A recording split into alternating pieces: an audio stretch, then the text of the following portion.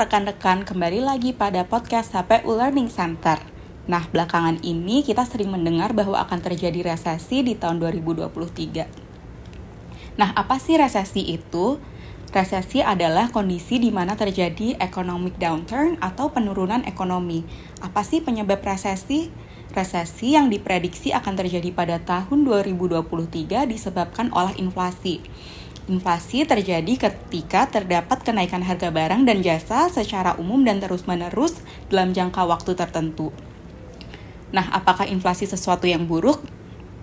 Tentu saja, jika inflasi terjadi dalam periode yang terlalu lama dan lebih besar dari expected inflation rate, maka harga barang dan jasa akan meningkat secara signifikan dan tidak terantisipasi, dapat berdampak kepada konsumen dan mengurangi purchasing power dari konsumen atau daya beli konsumen.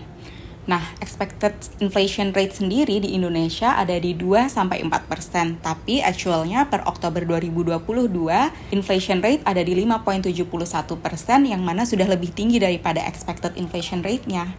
Nah, sebenarnya ada banyak hal yang dapat menyebabkan inflasi. Penyebab inflasi di tahun 2023 didominasi oleh salah satunya COVID-19, di mana di awal COVID-19 perekonomian mulai menurun dan tentu saja pemerintah ingin melakukan langkah-langkah dan strategi untuk menghadapi perekonomian yang semakin menurun tersebut. Bagaimana cara pemerintah menghadapi situasi tersebut? Pemerintah melakukannya dengan cara meningkatkan cash flow supply yang terdapat pada masyarakat. Hal tersebut dapat dilakukan dengan cara menurunkan suku bunga. Dengan turunnya suku bunga, maka perusahaan-perusahaan akan berbondong-bondong untuk memanfaatkan peluang tersebut untuk melakukan growth atau expanding their business. Karena saat suku bunga bank menurun, financing cost atau cost meminjam uang juga menjadi lebih murah. Dengan adanya business expansion, maka akan tercipta juga lapangan pekerjaan. Dan dengan terciptanya lapangan pekerjaan, maka masyarakat akan menjadi lebih konsumtif atau menaikkan purchasing power masyarakat sehingga dapat memboost kondisi ekonomi. Ketika masyarakat menjadi terlalu konsumtif, maka akan terdapat demand atau permintaan yang tinggi untuk barang dan jasa dan menyebabkan kondisi di mana demand lebih tinggi daripada supply yang dapat berdampak kepada supply shortage atau kondisi di mana supplier tidak dapat memenuhi permintaan atas barang dan jasa tersebut.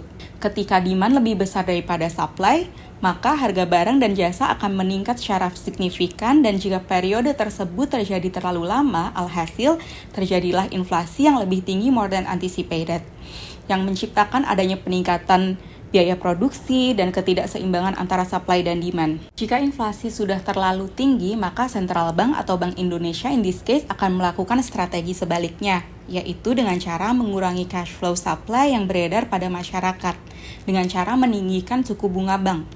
Dengan meningkatnya suku bunga bank, tentu saja perusahaan akan struggling untuk bertahan karena suku bunga that was initially low has now increased more than anticipated, yang membuat financing cost menjadi lebih costly than predicted dan akan berimpact terhadap performa perusahaan tersebut. And in order to survive, perusahaan akan melakukan efisiensi salah satunya dengan cara mengurangi jumlah karyawan. Disitulah keadaan di mana kondisi ekonomi mulai menurun, dan jika penurunan ekonomi berjalan dalam periode waktu yang lama, maka disitulah akan terjadi resesi. Nah, bagaimana sih cara bertahan saat resesi?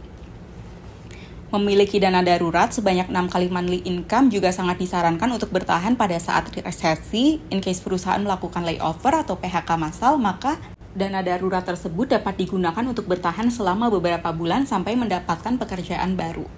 Meninjau kembali portfolio investment yang kalian miliki juga sangat disarankan. Misalkan Anda berinvestasi pada beberapa instrumen, pastikan instrumen tersebut termasuk liquid instrument. Apa sih yang dikategorikan sebagai liquid instrument?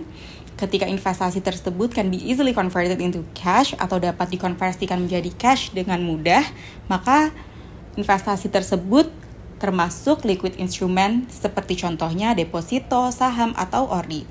Jika kalian berinvestasi pada saham, pastikan untuk meninjau kembali saham tersebut dan mengeluarkan saham dengan fluktuasi yang tinggi dari portfolio investment yang kalian miliki. Investasi pada illiquid instrument seperti properti juga tidak disarankan dalam kondisi resesi karena aset termasuk illiquid investment. Nah, that's all about recession. Hopefully this video helps you to understand about recession. If you like this video, kalian bisa like dan subscribe. Saya Ailsa Octavia dari HCMGA. See you in the next episodes.